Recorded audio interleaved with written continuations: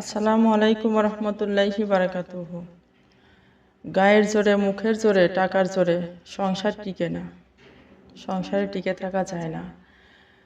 সংসারে জয়ী হতে হলে দরকার অফুরন্ত ধৈর্য আর কৌশল। সংসার হচ্ছে যুদ্ধক্ষেত্রের মতো। ধৈর্য ধরে সংসার করাটা একটা ইবাদত।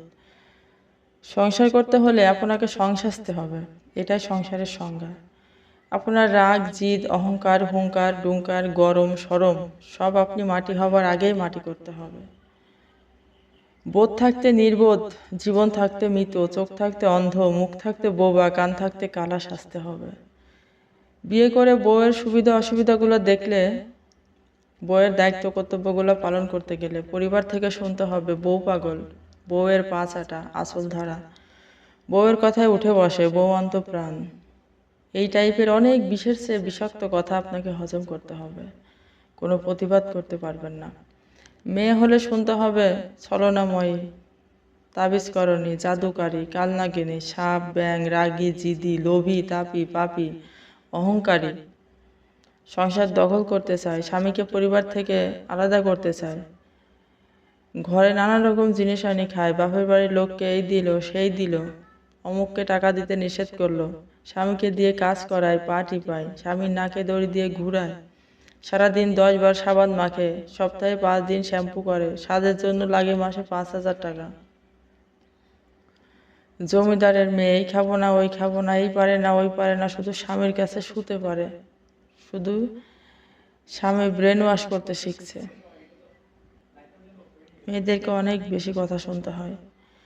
বিয়ের পর পর বাচ্চা পেটে আসলে শুনতে হবে বিয়ের রাতেই বাচ্চা পেটে, আদিক্ষেতার শেষ নাই। বাচ্চা না হলে বলবে বাচ্চা নিতে চায় না অমুকের বউ, বাচ্চা নিতে দেয় না, কি জানি সব বুঝি না।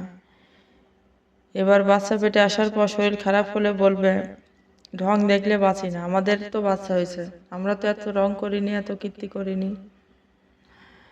খাবার দাবার ঠিকই আছে, শুধু কাজের বেলায় সমস্যা। ডাক্তারের কাছে গেলে বলবে আমাদের একলাই বাচ্চা হয়েছে, কিছুই করা লাগে নাই, শোনও করি নাই এখনো একবারও কোনো দিন। অমুক তমুক ননদ যা থাকলে বলবে আমাদেরও বাচ্চা হয়েছে, আমরা এমন করিনি কোনো দিন। সিজার হলে বলবে বাচ্চা নর্মালেই হয়ে যেত, ইচ্ছা করে সিজার করছে। বাচ্চা দুধ না পাইলে বলবে দুধ নরম হয়ে যাবে, এজন্য দুধ খাওয়াচ্ছে না।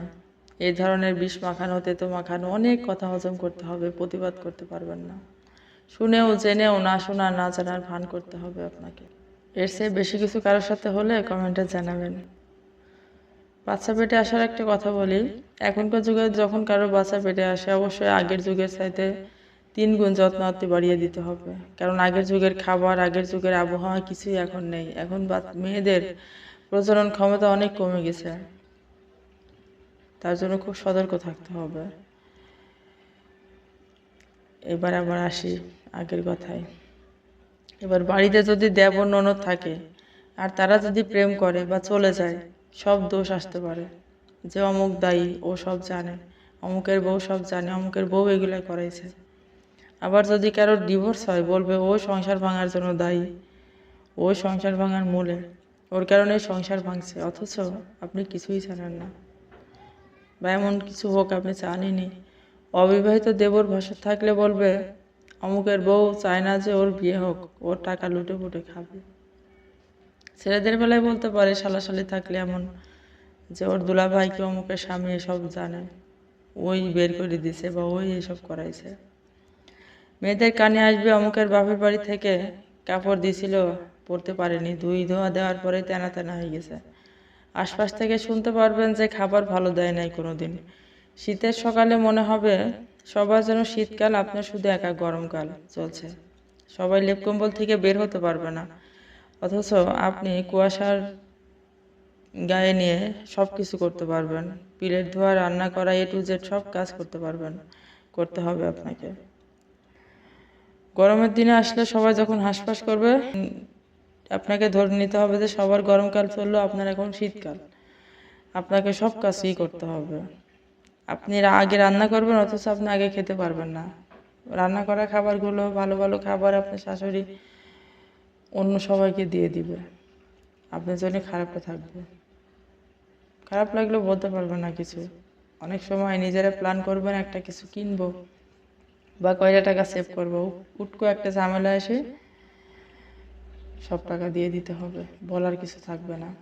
মাঝে মাঝে মনে হবে এই পরিবারের সাথে আর থাকবো না, সংসার করব না, বিয়ের গোষ্ঠী কিলাই, থাক, চলে যাবো চিরজীবনের জন্য। কিছুক্ষণ পর মা বাবা স্বামী সম্মান সমাজ জামাত সব কথা ভেবে আবার কুল হয়ে যেতে হবে। এবার ঘরের স্বামী রাত 8টাতেও সহবাস করতে চাবে, 10টাতেও সহবাস করতে চাবে, 2টা 5টা, দুপুর 1টা, 12টা, তাকে ম্যানেজ করা। পুরুষের তো সমস্যা নাই, যত সমস্যা মেয়েদের।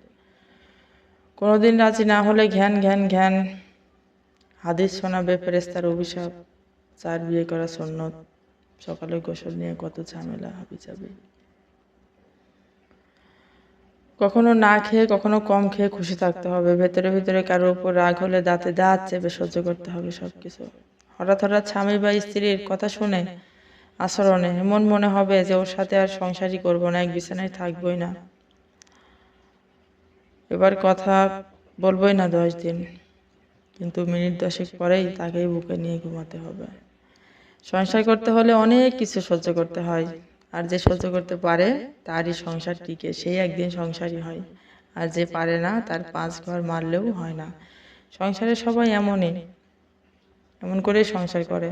এই সবগুলো সহ্য করতে পারলে যারা একসময় নিন্দে করতো, খারাপ বলতো, শাশুড়ি শ্বশুর পরিবারের অন্যান্য মানুষ, তারা একসময় ভালো বলবে।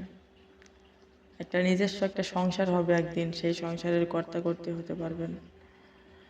এবং ধৈর্য ধরে সংসার করার কারণে আল্লাহ তাআলা অধিক সওয়াব দিবেন, অনেক গুনাহ মাফ করে দিবেন, এবং পরকালে আপনাদের জন্য থাকবে অফুরন্ত অশেষ নেয়ামত। ভালো থাকবেন, সাথে থাকবেন। আসসালামু আলাইকুম।